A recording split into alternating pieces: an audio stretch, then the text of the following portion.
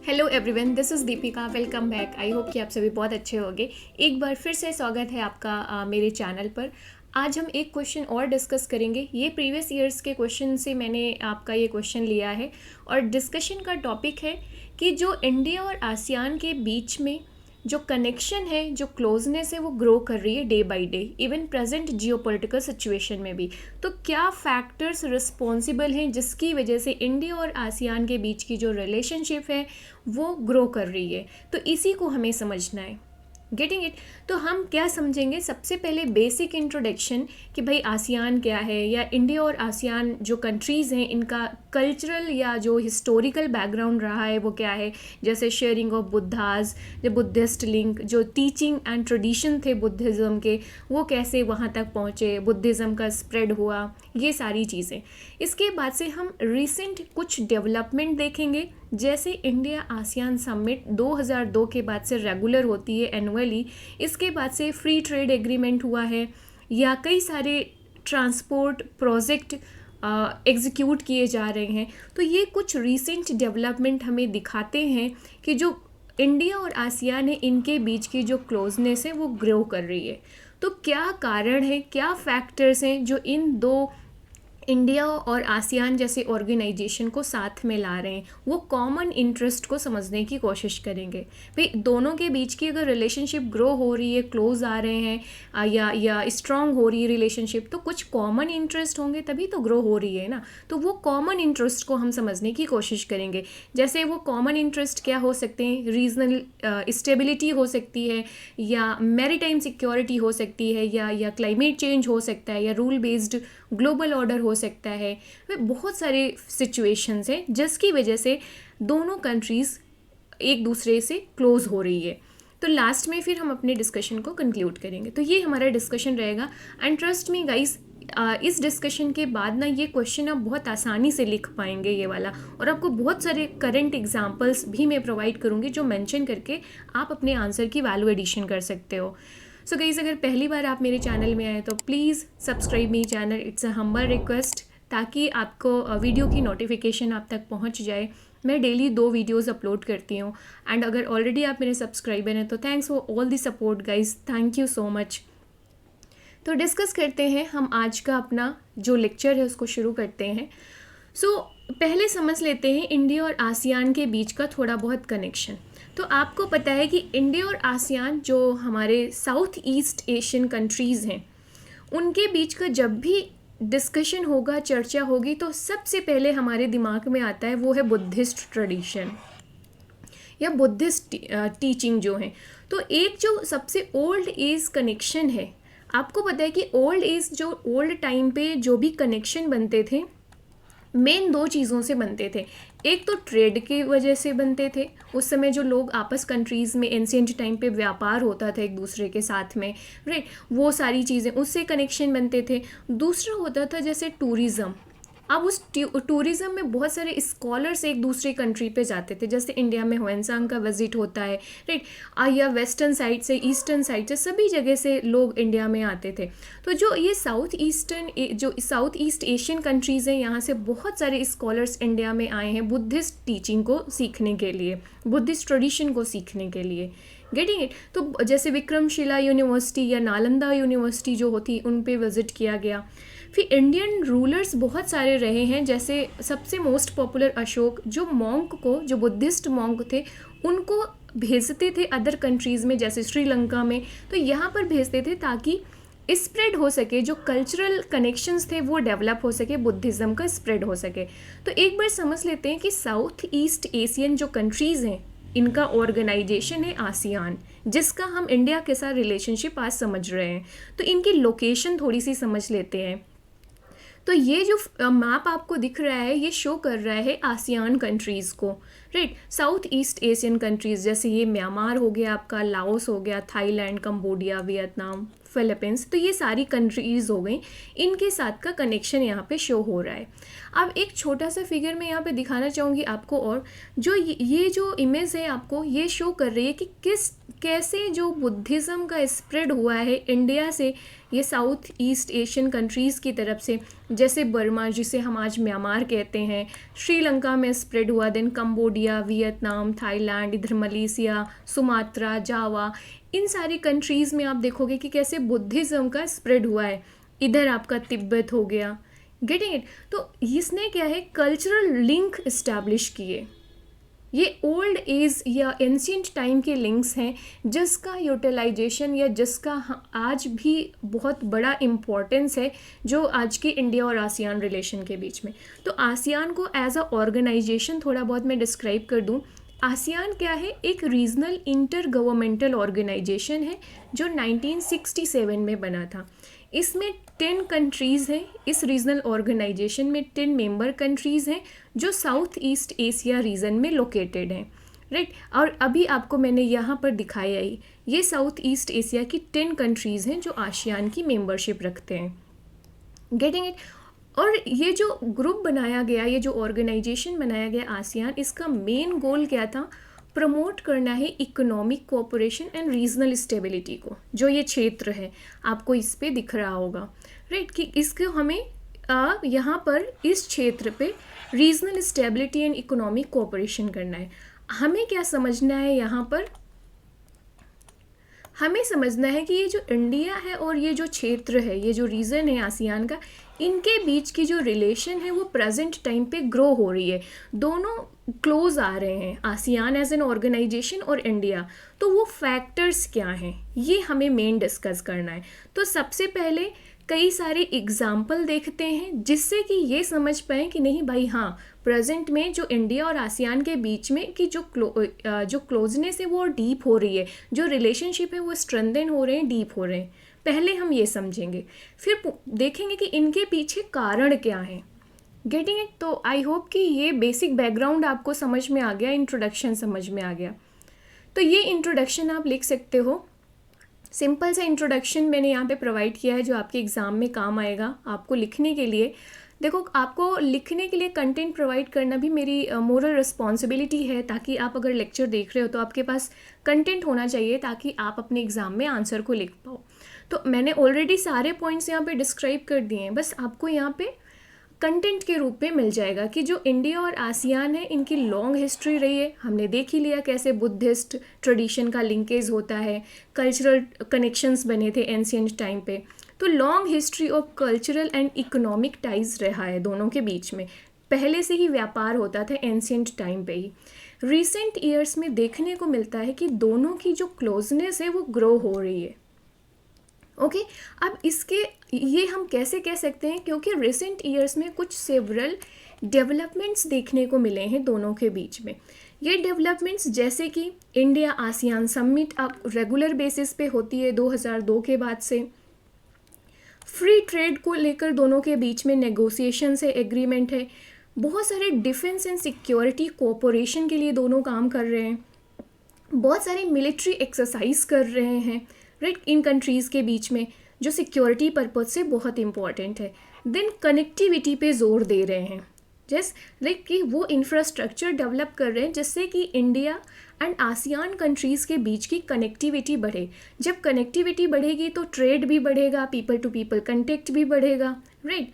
Cultural tries, तो वो तो इम्पॉर्टेंट हिस्सा है ही कोऑपरेशन का, राइट। तो ये सारे डेवलपमेंट्स हमें दिखाते हैं, डिमॉन्स्ट्रेट करते हैं कि दोनों की जो सिग्निफिकेंट जो क्लोजनेस है वो सिग्निफिकेंटली ग्रो कर रही है, गेटिंग इट। तो ये बेसिक से इंट्रोडक्शन हो गया। नेक्स्ट चलते हैं, रिसेंट जो डेवलपमेंट्स हैं उनको थोड़ा और डिटेल में समझते हैं। आसियान समिट आप मेंशन करना 2002 से एनुअल बेसिस पे हो रही है। 2018 में इंडिया ने आसियान लीडर्स को as a chief guest republic day पे होस्ट किया था। तो दिखाता है कि जो आसियान कंट्रीज़ हैं इनकी कितनी इम्पोर्टेंस है इंडिया की फॉरेन पॉलिसी में। देन फ्री ट्रेड एग्रीमेंट जो 2019 में इंडिया और आसियान एग्री हुए थे कि फिर से जो फ्री ट्रेड एग्रीमेंट है इसको रिव्यू करेंगे प्रेजेंट नीड के हिसाब से। और ये क्यों, ताकि इन दो जो रीज़न है इंडिया और आसियान कंट्रीज़, इनके बीच के जो ट्रेड है, इन्वेस्टमेंट है, इनको ग्रो किया जा सके। आपको पता है कि सिंगापुर से इंडिया में बहुत सारा इन्वेस्टमेंट आता है, ह्यूज इन्वेस्टमेंट, और इंडिया के लिए जो ये साउथ एशियन रीजन है बहुत बड़ा मार्केट है इंडियन प्रोडक्ट के लिए। तो जिस हिसाब से अभी हम मेक इन इंडिया को प्रमोट कर रहे हैं, आत्म भारत इंडिया की बात कर रहे हैं, और हम जो 5 ट्रिलियन इंडियन इकोनॉमी की बात कर रहे हैं, इन सब टारगेट को अगर हमें अचीव करना है, पॉलिसीज़ को एग्जीक्यूट करना है, तो हमें मार्केट चाहिए होगी, ग्लोबल मार्केट। तो इंडिया को आसियान एक बिग मार्केट के रूप में भी दिख रहा है, जिससे क्या हम कोशिश करेंगे ना कि आसियान कंट्री के साथ में हमारा ट्रेड इम्प्रूव हो जाएगा, राइट। नेक्स्ट एक चीज़ आप देखोगे कि इंडिया की जो एक्ट ईस्ट पॉलिसी है, उस जो पहले लुक ईस्ट पॉलिसी हुआ करती थी, उसको हमने एक्ट ईस्ट पॉलिसी में कन्वर्ट किया है। अब इसमें सेंट्रलिटी किसकी है? आसियान कंट्रीज़ की। लुक ईस्ट पॉलिसी में भी हम इस जो आसियान कंट्रीज़ थी इनके साथ डील करते थे, अब उसे हमने एक्ट ईस्ट पॉलिसी में कन्वर्ट कर दिया है, फिर से उसे रीडिज़ाइन किया है, और इसमें सेंट्रलिटी किसकी है? आसियान कंट्रीज़ की। तो ये इससे पता चल रहा है कि भाई जो आसियान कंट्रीज़ हैं उसकी कितनी इम्पोर्टेंस है इंडियन फॉरेन पॉलिसी पे। हमने एक अलग से पॉलिसी बना रखी है। नेक्स्ट है डिफेंस एंड सिक्योरिटी कोऑपरेशन, आपको देखने को मिलेगा। तो बहुत सारी मिलिट्री एक्सरसाइज देखने को मिलेंगी, जिससे आपको सिक्योरिटी डायलॉग देखने को मिलेंगे, राइट। कैपेसिटी बिल्डिंग असिस्टेंस देखने को मिलेगा, maritime security, counter terrorism and cyber security से रिलेटेड मीटिंग्स देखने को मिलेंगी आपको, इंफॉर्मेशन एक्सचेंज प्रोग्राम देखने को मिलेंगे आपको। तो इससे ये भी पता चल रहा है कि ये दो रीज़न है, इंडिया और आसियान कंट्रीज़, इनके बीच के रिलेशन ग्रो कर रहे हैं, क्लोज हो रहे हैं। नेक्स्ट कनेक्टिविटी, दोनों कंट्री कनेक्टिविटी में को इम्प्रूव करने को बढ़ावा दे रही हैं, दोनों ही क्षेत्र, इंडिया भी और आसियान कंट्रीज़ भी। अब ये चाहे फिज़िकल या डिजिटल कनेक्टिविटी हो या पीपल टू पीपल कनेक्टिविटी हो, कुछ एग्जाम्पल आप ज़रूर मेंशन करना जो एग्ज़ाम पॉइंट ऑफ व्यू से बहुत इंपॉर्टेंट है, जैसे Kaladan multi modal transit transport project, बहुत ज़्यादा न्यूज़ में रहता है ये, और इससे आप ये जस्टिफाई कर सकते हो कि प्रेजेंट में दोनों इंडिया और आसियान कनेक्टिविटी पे कितना ज़्यादा जोर दे रहे हैं। तो Kaladan multi modal transit transport project हो गया, India Myanmar Thailand trilateral highway develop किया जा रहा है। तो ये 2 प्रोजेक्ट को आप एज ए एग्ज़ाम्पल यूज़ कर सकते हो टू शो या टू जस्टिफाई दिस पॉइंट कि हाँ, दोनों ही इंडिया और आसियान कनेक्टिविटी को बढ़ावा देने की कोशिश कर रहे हैं। अब कनेक्टिविटी से क्यों इम्पोर्टेंट है? ताकि ट्रेड को बूस्ट किया जा सके, गेटिंग इट। नेक्स्ट जो कल्चरल टाइज की बात कर रहे थे हम, इसके लिए आप देखोगे कि India ASEAN cultural exchange program एक है, जिसके through people to people contact या कल्चरल एक्सचेंज को हम बढ़ावा देते हैं। तो ये मेंशन कर देना इस पॉइंट को। Then cooperation in multiple forums, अब जो चाहे वो यूनाइटेड नेशन हो, चाहे वो G20 हो, चाहे वर्ल्ड ट्रेड ऑर्गेनाइजेशन हो, इन सारी ऑर्गेनाइजेशन में इंडिया और आसियान कंट्रीज़ सपोर्ट करते हैं एक दूसरे को, कोऑपरेशन प्रोवाइड करते हैं, कोऑपरेशन फैसिलिटेट करते हैं, ताकि अपने इंटरेस्ट पे जो इंटरनेशनल ट्रीटीज़ हैं उसको सिक्योर कर सके। जैसे फॉर एग्ज़ाम्पल यूनाइटेड नेशंस की सिक्योरिटी काउंसिल पे रिफॉर्म करना है, तो भाई ये सारी कंट्रीज़ मिलकर कलेक्टिव वॉइस रखेंगी कि हाँ ये होना चाहिए, ताकि जो वेस्टर्न कंट्रीज़ हैं उनका सिर्फ दबदबा ना रहे, गेटिंग इट। इसके बाद से आप और भी इम्पोर्टेंट चीज़ कर सकते हो, जैसे कि वर्ल्ड ट्रेड ऑर्गेनाइजेशन के जो कई सारी मैकेनिज़म्स हैं, जो एग्रीमेंट्स हैं, वो रूल बेस्ड होना चाहिए और डेवलपिंग कंट्रीज़ के भी फेवर में होना चाहिए। ऐसा नहीं है कि डेवलप्ड कंट्रीज़ बस अपने फेवर में सारे एग्रीमेंट्स ले लें, राइट। तो कोऑपरेशन आपको देखने को मिलेगा। तो ये चीज़ें मेंशन करके आप जस्टिफाई कर सकते हो कि हाँ नहीं, ये चीज़ें हो रही हैं, इट मीन्स दैट कि इंडिया और जो आसियान कंट्रीज़ हैं वो क्लोज आ रहे हैं। अब तो ये हमने एग्जाम्पल देख लिए, रीसेंट डेवलपमेंट्स देख लिए, जिससे हमें ये तो पता चल गया कि भाई हाँ क्लोजनेस ग्रो हो रही है। लेकिन क्या कारण है ये जो रिसेंट डेवलपमेंट्स अभी हमने डिस्कस किए कि भाई इंडिया आसियान समिट हो रही है, इंटरनेशनल प्लेटफॉर्म पे कोऑपरेशन देखने को मिल रहा है, कल्चरल एक्सचेंज प्रोग्राम देखने को मिल रहे हैं, कनेक्टिविटी देखने को मिल रही है, क्यों हो रहे हैं ये? तो इसमें बहुत सारे कॉमन इंटरेस्ट हैं, म्यूचुअल इंटरेस्ट हैं दोनों के ही, इंडिया के भी और आसियान कंट्रीज़ के भी। अब ये म्यूचुअल इंटरेस्ट क्या चीज़ है भाई? देखो, दोनों ही चाहते हैं कि इकोनॉमी ग्रो करे। आसियान कंट्रीज़ भी चाहते हैं कि उनकी इकोनॉमी और ग्रो करे, इंडिया भी चाहता है कि हमारी इकोनॉमी और भी ग्रो करे।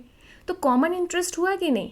तो इंक्रीजिंग इकोनॉमिक टाइज की वजह से आपको देखने को मिलेगा कि ये सारे रिसेंट डेवलपमेंट्स हो रहे हैं।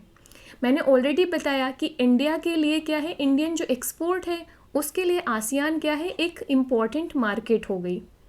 दूसरा, हमें क्या चाहिए, इंडिया को क्या चाहिए, हमें इन आसियान कंट्रीज़ से इन्वेस्टमेंट चाहिए भाई, तभी तो हम अपने यहाँ इंफ्रास्ट्रक्चर डेवलपमेंट कर पाएंगे, प्रोजेक्ट को एग्जीक्यूट कर पाएंगे। कैसे, किन में इन्वेस्टमेंट? जैसे IT sector, pharmaceutical sectors, textile sector, और इन सेक्टर्स के लिए हमें मार्केट भी चाहिए। जब हम प्रोडक्ट बनाएंगे तो हमें उसे बेचना भी है, तो बेचने के लिए हमें मार्केट चाहिए, कंज्यूमर्स चाहिए। तो वो कंज्यूमर्स हमें कहाँ दिख रहे हैं? आसियान कंट्रीज़ पे।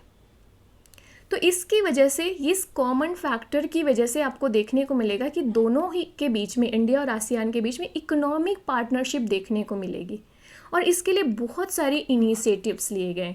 एग्जाम्पल के रूप में आप दे सकते हो, जैसे India ASEAN free trade agreement है, या India ASEAN economic cooperation agreement आपको देखने को मिलेगा। कुछ डाटा दे सकते हो अपने इस पॉइंट को जस्टिफाई करने के लिए, जैसे India 4th largest trading partner है किसके साथ में? आसियान के साथ में।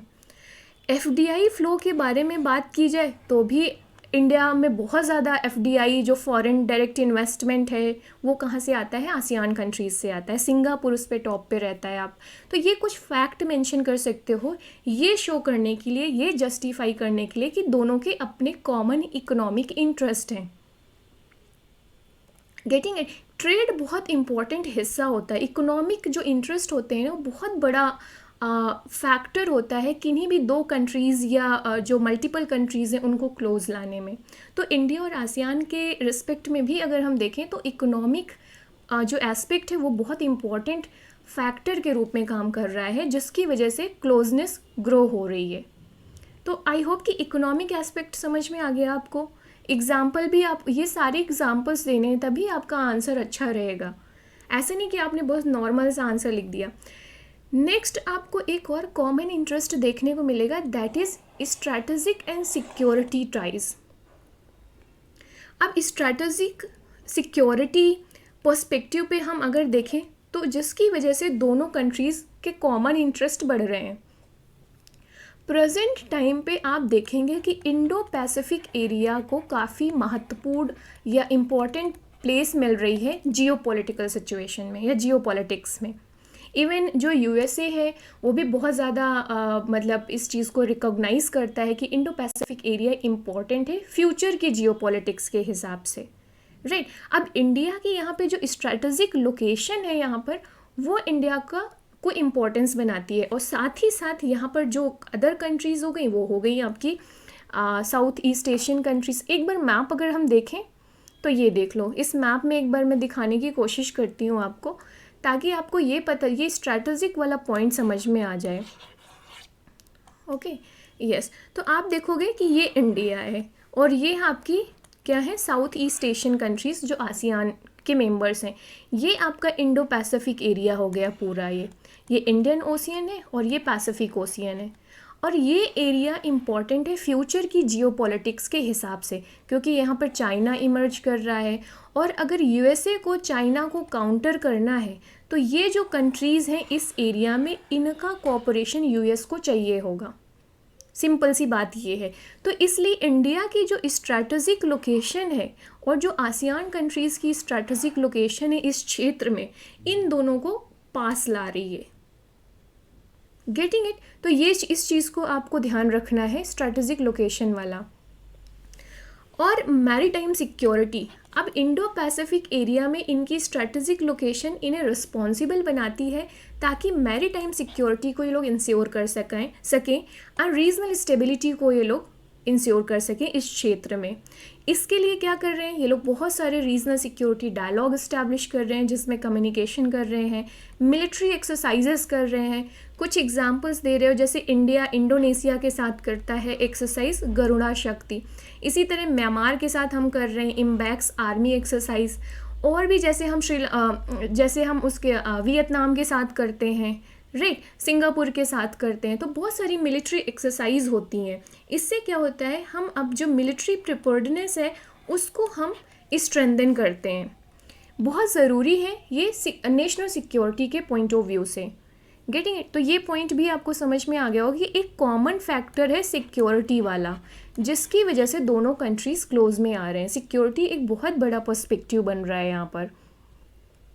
ओके, नेक्स्ट क्या फैक्टर है दोनों के रिलेशन को ग्रो करने में, जो ये कॉमन इंटरेस्ट है प्रेजेंट की जो जियोपॉलिटिकल सिचुएशन है उसकी। अब ये geopolitical present situation international affair में या इंटरनेशनल रिलेशन में जो करंट जियोपॉलिटिकल सिचुएशन चल रही है, जहाँ पे इंडो पैसिफिक को एक free, open and inclusive region बनाने की बात की जा रही है। आप देखेंगे इसके लिए क्वाड का फॉर्मेशन भी हुआ है। तो अगर इस क्षेत्र में इंडो पैसिफिक रीजन में हमें रीजनल पीस इंश्योर करना है, रीजनल पीस हमें प्रमोट करना है, स्टेबिलिटी प्रमोट करना है and prosperity of all promote करना है, तो ज़रूरत है कि यहाँ पर इंडिया और आसियान साथ में आकर काम करें। और ये common interest on current geopolitical situation दोनों कंट्रीज़ को पास लाने या क्लोजनेस बढ़ाने में एक इम्पॉर्टेंट रोल प्ले कर रहा है। तो ये एक इम्पॉर्टेंट फैक्टर हो गया। एग्जाम्पल आप दे सकते हो मैरीटाइम सिक्योरिटी का, रूल बेस्ड ऑर्डर का, क्लाइमेट रिलेटेड एग्रीमेंट्स, जैसे फॉर एग्जांपल जो पेरिस क्लाइमेट एग्रीमेंट है, क्योटो प्रोटोकॉल है, सस्टेनेबल डेवलपमेंट है। इन सब में क्या है कि जो डेवलप्ड कंट्रीज़ हैं उनका भी रोल हो और डेवलपिंग कंट्रीज़ को एनफ फंड प्रोवाइड कराया जा सके ताकि वो इस सिचुएशन से डील कर सके। इंटरनेशनल ऑर्गेनाइजेशन में इक्वल से हो डेवलपिंग कंट्रीज़ का। तो ये आप देखेंगे, आपको ASEAN India plan of action देखने को मिलेगा। ये एक्शन है जो पार्टनरशिप को शो करता है, peace, progress and shared prosperity in the region. तो इसको मेंशन कर सकते हो एग्जाम्पल के रूप में, ASEAN India plan of action. तो ये कॉमन इंटरेस्ट है जो एक फैक्टर के रूप में काम कर रहे हैं इंडिया और आसियान कंट्रीज़ को साथ में लाने में। Getting it? नेक्स्ट है कल्चरल ट्राइज। तो ये तो हमेशा से ही इम्पॉर्टेंट है, इवन प्रेजेंट टाइम पे भी इम्पॉर्टेंट है। इंडिया और आसियान ने लॉन्ग हिस्ट्री शेयर की है कल्चरल और रिलीजियस लिंक की। प्रेजेंट में हम कल्चरल एक्सचेंज को प्रमोट कर रहे हैं, पीपल टू पीपल कॉन्टेक्ट को प्रमोट कर रहे हैं, राइट। एग्जाम्पल में आप बुद्धिज़्म दे सकते हो। हम इंडिया आसियान नेटवर्क बनाया गया है थिंक टैंक का। इवन पार्लियामेंटेरियन जो है ना, उनको भी उनका एक्सचेंज करते हैं कि हमारे जो MPs और MLA हैं वो वहाँ जाते हैं, वहाँ के यहाँ आते हैं। तो पॉलिटिकल इंफॉर्मेशन या जो प्रैक्टिसेस हैं उसका भी शेयर होता है। स्टूडेंट एक्सचेंज प्रोग्राम रखते हैं, राइट। तो जो लर्निंग है, एजुकेशन है, उसका भी हम एक एक्सचेंज करते हैं, उस पर भी कोऑपरेशन करते हैं। तो ये सारे फैक्टर्स भी दिखा रहे हैं कि जो प्रेजेंट में इंडिया और आसियान के बीच में क्लोजनेस ग्रो हो रही है। तो ये एग्जाम्पल के साथ यहाँ पर मेंशन कर सकते हो। अब हमने भाई अच्छी चीज़ें तो देख ली कि बहुत सारे फैक्टर्स हमने देखे जो ये बताते हैं कि इंडिया और आसियान के बीच में जो रिलेशनशिप है वो ग्रो क्यों हो रही है, ये भी हमने समझ लिया। बट कुछ चैलेंजेस हैं, ये जो रिलेशनशिप ग्रो हो रही है ये फुल पोटेंशियल में अभी नहीं हो पा रही है, क्योंकि कुछ रुकावटें आ रही हैं, कुछ अड़चनें आ रही हैं। वो प्रॉब्लम्स क्या हैं, डिफ़िकल्टीज़ क्या हैं? पहला है कि जैसे ट्रेड एंड इन्वेस्टमेंट जितना हो सकता है वो रिलेटिवली उससे कम है, राइट। काफ़ी स्कोप है कि इंडिया और आसियान के बीच में ट्रेड को एक्सपैंड किया जा सके, but due to some differences ये जो है ये अभी भी कम स्तर पर बना हुआ है। जैसे कई सारे कारण हैं, टैरिफ्स के इश्यूज़ हैं, राइट, उतने रिड्यूस नहीं किए जा रहे हैं जितने होने चाहिए। नॉन टैरिफ बैरियर्स आ गए जो ट्रेड में लगाए जाते हैं, ये सब बैरियर्स हैं जो ट्रेड में लगाए जाते हैं। For example custom duty, India ने अपना कुछ सामान यहाँ से फॉर एग्ज़ाम्पल टेक्सटाइल इंडस्ट्री से हमने कुछ प्रोडक्ट को एक्सपोर्ट किया ये साउथ ईस्ट एशियन कंट्रीज़ में, but south east Asian countries ने क्या किया, इसमें कस्टम ड्यूटी लगा दी और ये प्रोडक्ट हमारे महंगे हो गए। जब महंगे हो जाएंगे तो उनकी लोकल मार्केट पे वो कॉम्पिटिट नहीं कर पाएंगे और कोई परचेज़ नहीं करेगा क्योंकि उनके पास सस्ता माल ऑलरेडी अवेलेबल है। तो ये बैरियर्स आते हैं मार्केट को एक्सेस करने में और जिससे ट्रेड और इन्वेस्टमेंट कम होता है। Got it? तो हमें इस चीज़ पे ध्यान देना चाहिए, इंडिया और आसियान कंट्रीज़ को इस चीज़ पे काम करना चाहिए कि ट्रेड और इन्वेस्टमेंट को बूस्ट किया जा सके और कुछ ऐसे मैकेनिज़म्स डेवलप की जाएं जिससे कि इसको और स्मूथ बनाया जा सके। Getting it? Next, maritime security. अब हम बात तो कर रहे हैं कि मैरीटाइम सिक्योरिटी को फैसिलिटेट किया जाए, इसको प्रोटेक्ट किया जाए, लेकिन फिर भी कुछ चैलेंजेस आ रहे हैं, जैसे जो फ्रीडम ऑफ नेविगेशन है उसका इशू आता है, पायरेसी का इशू आता है, इलीगल जो ट्रांसपोर्ट हो रहा है उसका इशू आता है, अनरिपोर्टेड एंड अनरेगुलेटेड फिशिंग हो रही है उसका इशू आता है। तो ये सारे डिफ़िकल्टीज़ हैं जो मैरीटाइम सिक्योरिटी के पर्सपेक्टिव से कंसर्न बने हुए हैं। तो इंडिया और आसियान को चाहिए कि वो इंफॉर्मेशन शेयर करे कि भाई हाँ, जो फ़िशिंग हो रही है उसको रेगुलेट किया जाए, कुछ नॉर्म्स बनाए जाएं, राइट, पायरेसी के ख़िलाफ़ कुछ निगोसिएशंस किए जाएं, फ्रीडम ऑफ नेविगेशन को इंश्योर किया जाए। तो ये एक वे फॉरवर्ड हो सकता है। Next, connectivity. भाई ट्रेड और या पीपल टू पीपल कॉन्टैक्ट तभी बढ़ेगा जब कनेक्टिविटी अच्छी होगी। दो कि बहुत सारे प्रोजेक्ट या बहुत सारे डिसीजंस लिए गए हैं इंडिया और आसियान के द्वारा, हमने ऑलरेडी डिस्कस किए हैं, लेकिन फिर भी कमी किसकी आ रही है? फंड की कमी आ रही है। कमी किसकी आ रही है? सिक्योरिटी की कमी आ रही है। कमी किसकी आ रही है? इंफ्रास्ट्रक्चर की, क्लियरेंस की कमी आ रही है। तो जिसकी वजह से हम कनेक्टिविटी को जिस लेवल तक डीप करना चाहते हैं वो नहीं कर पा रहे हैं, जबकि ये बहुत इम्पॉर्टेंट है। अगर इंडिया को अपने जो नॉर्थ ईस्ट एरिया का डेवलपमेंट करना है तो ज़रूरी है कि हम जो साउथ ईस्ट एशिया कंट्रीज़ हैं इनके साथ अपने रिलेशन को स्ट्रॉन्ग करें। थोड़ा सा इस लोकेशन से समझते हैं क्यों ज़रूरी है कनेक्टिविटी का पॉइंट ऑफ व्यू। तो जैसे फॉर एग्ज़ाम्पल इंडिया का ये नॉर्थ ईस्ट एरिया है, राइट, इस साइड। अब हमें इसका डेवलपमेंट करना है तो आपको पता है कि मेन लैंड से ऑलरेडी सेपरेटेड है, थोड़ा सा अलग थलग पड़ जाता है नॉर्थ ईस्ट। अब इस एरिया का हमें डेवलपमेंट करना है तो हमें इन कंट्रीज़ का सपोर्ट चाहिए होगा और यहाँ की कनेक्टिविटी बढ़ाना है तो हमें इन कंट्रीज़ के साथ भी कनेक्टिविटी बढ़ाना होगा ताकि यहाँ पर भी हमारा मूवमेंट का एक ऑल्टरनेटिव हम ट्रांसपोर्ट सिस्टम डेवलप कर सकें। Getting it? तो ये ज़रूरी है, लेकिन कुछ प्रॉब्लम्स आ रही हैं जैसे lack of fund, clearance, security issues आ रहे हैं। इस चीज़ पे दोनों कंट्रीज़ को काम करना चाहिए। पॉलिटिकल एंड टेरिटोरियल डिस्प्यूट्स, जैसे कि जो आपकी साउथ ईस्ट एशियन कंट्रीज़ हैं उनका जो टेरिटोरियल क्लेम है साउथ चाइना सी में, आपस में ही जो आसियान कंट्रीज़ हैं उनका आपस में ही डिस्प्यूट है। तो ये इसका इम्पैक्ट इंडिया और साउथ ईस्ट एशियन कंट्रीज़ पर का जो रिलेशनशिप है उस पर पड़ती है। तो ज़रूरी है कि पहले आसियान अपने घरेलू मुद्दे को, जो डोमेस्टिक इशू है टेरिटोरियल क्लेम एंड ऑल का, उसको सुलझाए या उसे ठीक करे ताकि इंडिया और जो आसियान कंट्रीज़ हैं इनके बीच के रिलेशन को और हम फर्दर इम्प्रूव कर सकें। Different level of the development देखने को मिलेगा। इवन आसियान कंट्रीज़ के बीच में आप भी देखेंगे कुछ कंट्रीज़ तो बहुत डेवलप्ड है, उनकी जीडीपी हाई है, जैसे फॉर एग्जांपल सिंगापुर। दूसरी तरफ वहीं लाओस, कंबोडिया, कुछ ऐसे क्षेत्र हैं जिनका अभी भी डेवलपमेंट उतना अच्छा नहीं हुआ। तो ये अनइक्वल डेवलपमेंट भी एक डिफ़िकल्टी बन रही है एक तरीके के प्रोग्राम को एग्जीक्यूट करने में। तो ये कुछ चैलेंजेस थे और वे फॉरवर्ड थे जो हमने साइमल्टेनियसली डिस्कस किया। अब ये आप कहोगे कि मैम ये तो पूछा नहीं गया क्वेश्चन में, क्या ये लिखना ज़रूरी है? अगर आपको आंसर को कॉम्प्रिहेंसिव बनाना है तो 1-2 पैराग्राफ लिखने चाहिए आपको ये चीज़ें। ये एडिशनल इन्फॉर्मेशन हो गई कि भाई इम्पोर्टेंस तो है लेकिन कुछ कुछ इश्यूज़ हैं और उन इश्यूज़ का ये सलूशन हो सकता है। Getting it? तो ये आपको थोड़ा बहुत मेंशन करने की ज़रूरत होनी चाहिए। तो अब फर्दर अगर देखा जाए तो वे फॉरवर्ड क्या हो सकता है कि भाई बहुत सारे तरीके अवेलेबल हैं जो रिलेशनशिप को बिटवीन इंडिया एंड आसियान को बूस्ट कर सकते हैं। जैसे ट्रेड एंड इन्वेस्टमेंट फ्लो को बढ़ावा देना चाहिए, मैरीटाइम सिक्योरिटी कोऑपरेशन को और स्ट्रेंथन करने की आवश्यकता है, कल्चरल ट्राइज एंड कनेक्टिविटी को इम्प्रूव करने की आवश्यकता है, मल्टीपल फोरम्स का इस्तेमाल किया जाना चाहिए डिस्प्यूट्स को रिजॉल्व करने के लिए। और इस तरीके से क्या होगा, इंडिया और आसियान के बीच की जो रिलेशनशिप है वो कंटिन्यूसली डीपन होती रहेगी और स्ट्रेंथन होती रहेगी। ओके, और ये दोनों के लिए ही ज़रूरी है, मतलब इंडिया के लिए भी इम्पोर्टेंस रखती है और आसियान कंट्रीज़ के लिए भी इम्पोर्टेंस रखती है।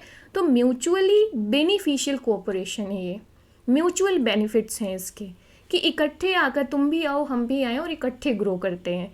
It would be like that. Okay, अब कंक्लूज़न में देखेंगे कि हाँ, हमने ये तो देख लिया कि there is a growing closeness between India and ASEAN और they are driven by the combination of various factors like economic factor, strategic factor, security factors, cultural factors, right. बहुत सारे फैक्टर्स हैं जिसकी वजह से इनके बीच की जो रिलेशनशिप है वो ग्रो कर रही है। इनके बीच में बहुत सारे शेयर्ड इंटरेस्ट हैं, जो कॉमन इंटरेस्ट हम जिसे कह रहे थे, जैसे maintaining a free, open and inclusive Indo Pacific region, right. तो ये और जो प्रॉब्लम्स हैं, जो चैलेंजेस हैं, उनको दूर करने की ज़रूरत है ताकि हम इस रिलेशनशिप को और ऊपर के लेवल तक ले जाएं, राइट। तो ये था आज का पूरा डिस्कशन गाइस। आई होप कि आपको समझ में आया होगा कि क्या आप इस पे लिखोगे, जो ये क्वेश्चन पूछा गया है आपके एग्ज़ाम में। तो अगर नेक्स्ट टाइम ये रिपीट करता है तो आपको आपके पास कंटेंट होना चाहिए इस पर आंसर लिखने के लिए। तो इस क्वेश्चन को आप प्रैक्टिस के लिए भी इस्तेमाल कर सकते हो ताकि आपकी आंसर राइटिंग स्किल्स इम्प्रूव होंगी। एंड अपने कंटेंट को जब आप एग्ज़ाम में लिखना तो उस टाइम रिसेंट में अगर कुछ चीज़ें न्यूज़ में रही हों इंडिया और आसियान के बीच में तो उसको भी इंक्लूड कर लेना, क्योंकि current and burning issues important होते हैं मेंशन करना इंटरनेशनल रिलेशन में। तो कमेंट में बिलो कि आज का डिस्कशन आपको कैसा लगा। कोई डाउट हो तो भी कमेंट कर सकते हो मुझे, एंड आप इंस्टाग्राम में भी मुझे फॉलो कर सकते हो। Thanks for watching. Once again, I would like to request, please subscribe my channel guys, and thanks for watching. See you in the next video. Bye bye. Take care.